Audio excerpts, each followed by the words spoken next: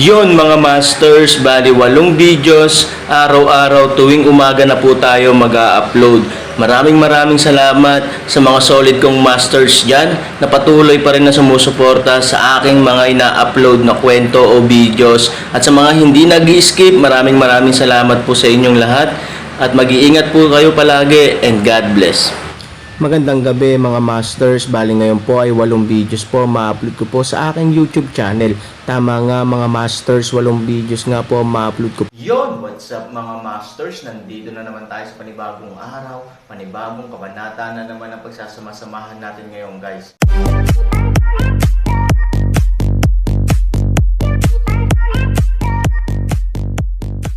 Bali mga masters, kung bago ka pa lang po sa aking YouTube channel, please click the subscribe button, lalong-lalo na po yung notification bell guys, para maging connected pa rin tayo sa isa't isa at maging updated kayo sa mga susunod ko pang video. Bali mga masters, bago natin umpisahan ng kwento ay mag-shoutout po muna tayo para sa mga solid nating tagapakinig. Shoutout kay Eric James, shoutout kay Joey Tegi. Yun na nga mga masters, no? Bali hindi na ito patagalin. In 3, 2, 1, let's go!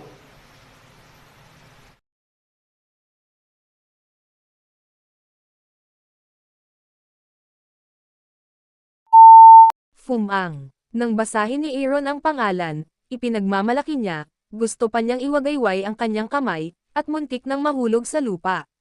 Nakita ni Fumei at Fu Tian si Mr. Lang na tumayo pagkatapos magtanong.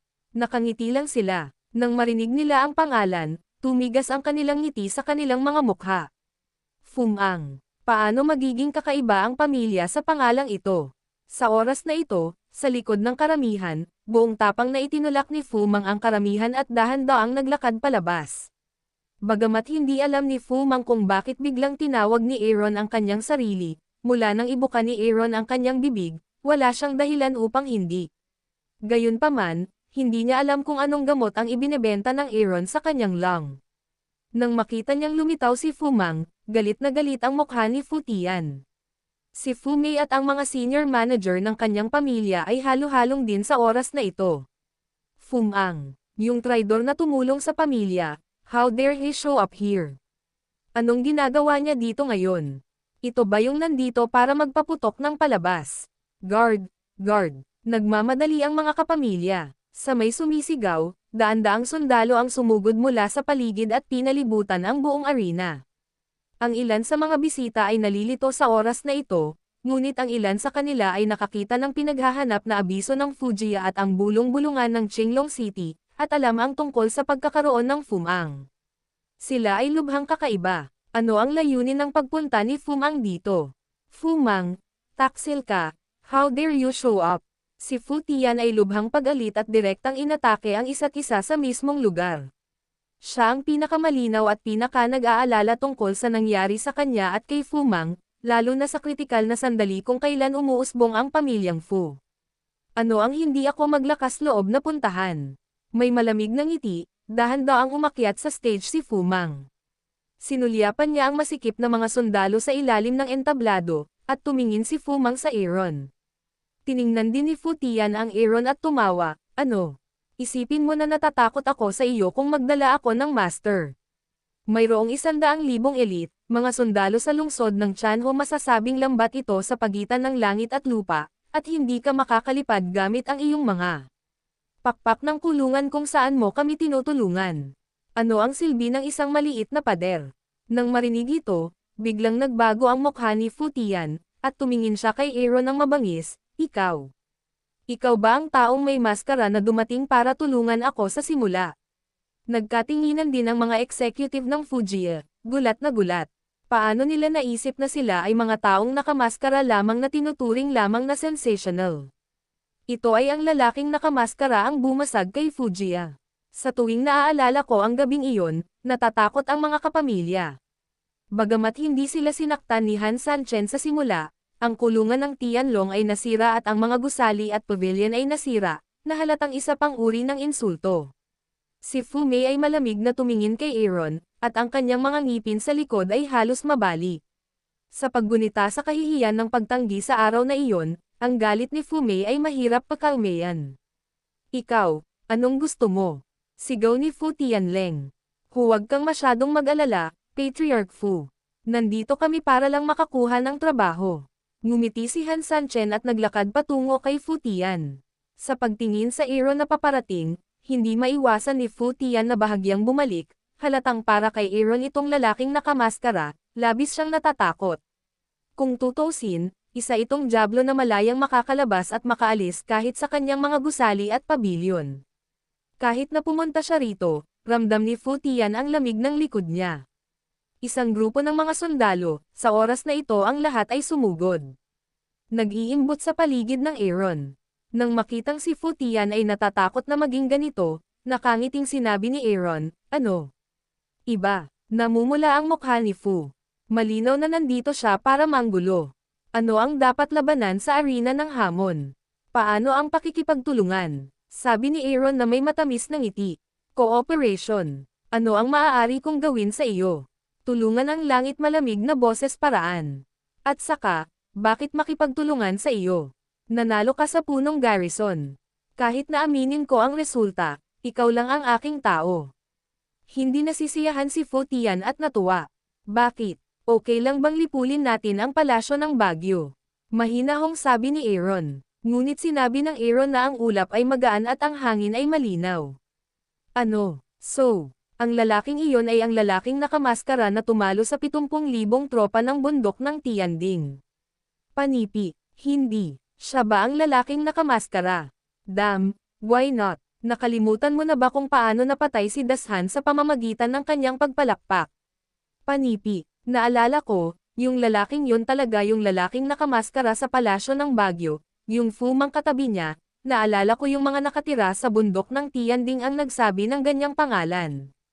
Diyos ko, ano iyon, ginagawa ng demonyong iyon dito.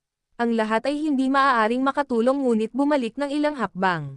Malayo sila sa Aaron sa takot na sila ay masyadong malapit. Kung sakaling hindi masaya ang amo, sasaktan nito ang mga isda sa lawa. Sa stage, umatras din ang family supporting group. Ang mga sundalo na napakalapit sa harapan ay mahinang humawak ng baril at pinalawak ang maliit na pagkubkob ng ilang beses. Aaron square meters, sa oras na ito, walang nang-ahas na isara. Para sa sino man, ang Aroy, isang lalaking nakamaskara, ay parang kamatayan. Pagkatapos ng lahat, ang taong ito ay ang mga kalakal na libu-libong tao ang namatay sa alon. Sino ang gustong maging kumpe ng kanyan dito? Ayaw maglakad ni Fu Tian, pero dahil sa sobrang lapit niya sa Aaron, namamanhid ang mga paa niya at hindi makagalaw. What about? Gusto mo bang magtulungan upang patayin ang gamot na God Pavilion, o dapat bang patayin muna kita at pagkatapos ay patayin siya? Sabi ni Aaron na may malungkot na ngiti. Namumutla ang mukha ni Fu Tian na may malamig na pawis sa likod. Tila binibigyan siya ng Aaron ng isang pagpipilian, ngunit mayroon ba siyang ibang pagpipilian? Hindi nag-alala si Fu Tian tungkol sa pakikipagtulungan, ngunit nag-aalala na sasabihin ni Fu Mang ang sikreto, at tatanggi na sana si Fu Mei, okay lang ang pagtutulungan, pero hindi alam ni Fu Mei ang nakaraan ng patriarch ng pamilyang Fu, ang kasalukuyang balanse, kaya siya ay gumawa ng isang mahusay na pagpipilian. Sinabi mo around tumawa, kung talagang gusto naming lumaban, hindi kami natatakot sa iyo, ngunit mayroon din kaming mga tao, sabi ni Fu Mei voice, so, to cooperate, kami ang main, ikaw ang auxiliary, paano? At halos sa oras na ito, isang malaking bilang ng mga sundalo ang dumating upang suportahan, ibig mo bang makinig sa iyo? Aaron disdains the way. Oo, malamig na sabi ni Fu Mei, sa IQ mo, sigurado ka ba? Tumawa si Han 3,000. Biglang pangit ang mukha ni Fu Mei, what the fuck did you just say? How dare you humiliate my wife? Ang aking asawa ay hindi lamang maganda, ngunit napakatalino din. Tamang makinig sa kanya. Nakita ni Ye Shijun si Aaron sabi ng kanyang asawa, kasama ang isang malaking bilang ng mga reinforcement na dumating, sa oras na ito ay galit na sigaw, haha, ito ay isang sirang sapatos na ayaw ko. Papakiligin kita. Aaron disdains na ngumiti, pagkatapos, tumingin kay Fu Mei, tama ba ako? Nang marinig ang salitang, sirang sapatos, ang buong baga ni Fu Mei ay puno ng walang pangalan na apoy. Gayunpaman, totoo ang sinabi ng Aaron. Sa simula, ibinaba niya ang kanyang dignidad upang ihagis ang kanyang sarili sa kanyang mga bisig, ngunit walang awa siyang tinanggihan ng Aaron. Ito ang nangyari, at hindi niya ito maitatanggi. Nako, hindi, dapat kong sabihin na hindi ko ito sinuot. Total, natatakot ako sa beriberi. Hinamak ni Aaron ng umiti, at pagkatapos ay tumingin kay Ye Shijun. Ye Shijun ang pangalan mo, hindi ba? Anak ni Yehuhuan. Nagalit si Ye Shijun sa sirang sapatos ni Aaron. Pagkatapos ng lahat, para sa kanya, si Fu Mei ang santo sa kanyang puso. Maganda siya, matalino at sarili niyang Diyosa lang. Gayunpaman, ang kanyang Diyosa ay nasa Aaron. Siya ay isang sirang sapatos. Higit sa lahat, hindi ito itinanggi ni Fu Mei. Nakakahiya naman. Oo, si Laozi. Aaron ngiti, pagkatapos, pumunta sa Ye Shijun sa harap ng, Ye Shijun subconsciously takot ng isang flash, tingnan 3,000 ay hindi nagsimula, ito lamang sapilitang kalmado. Bulong ni Aaron sa tenga niya. Namutla si Ye Shijun at hindi maisip ang Aaron. Baka sa mga mata niya ang galit, pag-aatubili at takot. From today on, we are allies. We are on a equal footing. If you have something to discuss, you can find Fu Mang and we will stay in the inn in the city. Tapusin ang pagsasabi ng pangungusap na iyon, 3,000 ngiting-ngiti, habang sinasabing maglakad patungo sa ilalim ng entablado. Kung saan dumaan ang Aaron, kumalat ang lahat ng mga tao at tumingin sa pamilya Fu at pamilya. Bagamat hindi nila alam kung ano ang nangyari, malinaw na hindi direktang ipinakita nito na napakalakas ng Aaron na kahit ang pamilyang Fu at ang inyong pamilya ay hindi naglakas loob na pigilin ang kanilang mga boses. Sa makatuwid, walang nang-ahas na pukawin ang Diyos ng kamatayan. Biglang huminto ang Aaron at tumingin pabalik sa challenge arena. May paggalaw sa kanyang kamay, lumilipad pababa ang katawan ni Dashan mula sa arena ng bato at pagkatapos ay bumagsak sa paanan ni Mr. Zhang. Natakot si Mr. Zhang, at naisip niyang lalabanan siya ng Aaron. Hindi ako interesado sa posisyon ng Garrison General. Ibibigay ko ito sa iyo. 3,000 desday ng isang ngiti, pumunta sa karamihan ng tao, hilahin Ivory, na may isang grupo ng mga tao direktang kaliwa. Naghahangad na umalis sa Aaron at iba pa, ang buong eksena ay palpitate pa rin. Si G. Zhang ay nakatitig sa bangkay ng bundok sa kanyang paanan. Sa isang tiyak na anggulo, dapat siyang maging masaya. Kung tutuusin, kaya niyang kunin ang mga nagawa ng Aaron. Ngunit hindi man lang natuwa si Mr. Zhang. Nakaramdam siya ng lamig sa kanyang likuran nang maalala niya na si Aaron, ang Diyos ng kamatayan, ay dumating sa lungsod kasama niya mula sa labas ng lungsod. Ang masaklap pa ay gusto niyang bilhin ang kanyang babae noon pa. Pumunta talaga siya sa kubo na may dalang parol at sinubukang magpakamatay. Sa kabutihang palad, inihinto ko ang aking kabayo mula sa bangin, kung hindi, hindi ko alam kung ilang beses ako namatay. Young Master, ano ang dapat kong gawin? Bulong ni Niu Zi sa tabi niya. Ano ang dapat kong gawin? Dati, inakala ni Child Zhang na ang posisyon ng 2 pangkalahatang departamento ni Fuya ay napakabango, ngunit ngayon ay tila hindi na ito nakakaamoy. Ang mabubuting ibon ay pumipili ng mga punong tirahan.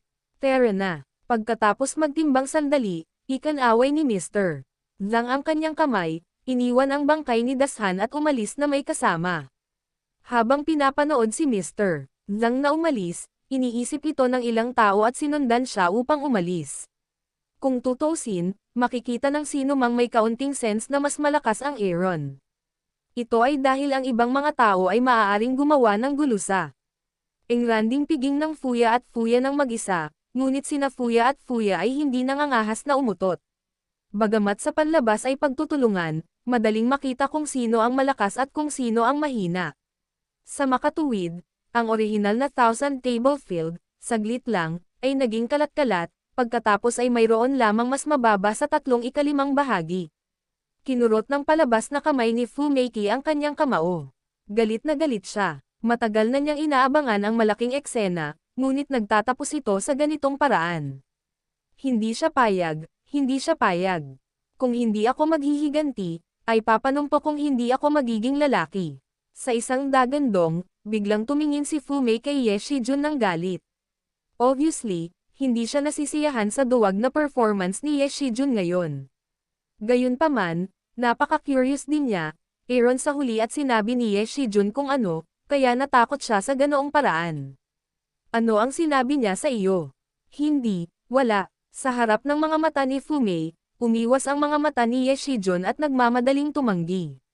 Sa pagtingin sa kanyang nakakatakot na hitsura, si Fumei ay mas nagalit. Kung hindi dahil sa presensya ng napakaraming tao, talagang gusto niyang sampilan si Ye Shijun sa mukha. Huwag mo akong hawakan sa gabi, basura ka. Malisyosong tapusin ang pagsasabi ng, tulungan si Meichi na tumalikod upang pumunta. Ngunit nang lingunin niya, nang gusto niyang pag-alitan na sayang din si Fu Tian, nalaman niyang nakatingin sa malayo si Fu Tian, nakasimangot, na parang may tinitingnan.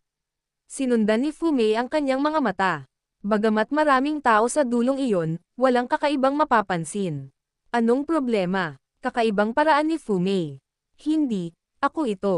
Umiling si Fu Tian at pinunasan ang kanyang mga mata gamit ang kanyang kamay. Ngunit ang mga salitang ito, ngunit hayaan si Fumei na mas kakaiba at nalilito, ano ang problema? Fumei cold voice way, tone also started to have impatience, ako. Parang ngayon ko lang nakita si Fuyao. Hindi makapaniwala si Fu Tian na nakatingin kay Fumei. Yun na nga mga masters, no? Bali panibagong kabanata na naman yung natapos natin ngayong gabi. Muli, maraming salamat po.